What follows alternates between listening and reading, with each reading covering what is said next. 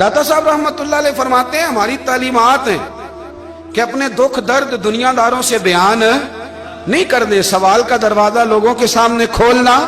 अल्लाह वालों से कहेंगे कभी कहना होगा तो, दुनियादारों से कहना। कहते हैं शेख अहमद नाम के बुजुर्ग थे, सारी जिंदगी किसी को काम नहीं बताया, सारी जिंदगी बड़ी मुश्किलात आई, पर कभी अपनी जात पर सवाल का दरवाजा नहीं खोला। एक ऐसी मुश्किल आई कि जो हल ही नहीं होती थी। किसी ने उन पर कोई इल्जाम लगा दिया। अबू मुस्लिम नाम का एक बादशाह था, उसकी हुकूमत थी, उसने पकड़ के कैद में डाल दिया।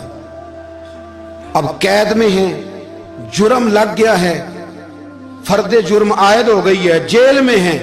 लोग कहने लगे हजरत जी अपनी सफाई में कुछ कहें, पर मानने लगे सारी जिंदगी बंदों से कुछ नहीं कहा।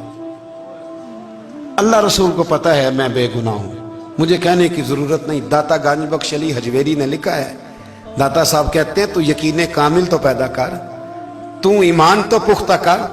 दाता साहब कहते हैं वो अबू मुस्लिम जो बादशाह था वो नेक आदमी था, उसे रात को ख्वाब में नबी करीम की जियारत नसीब हुई।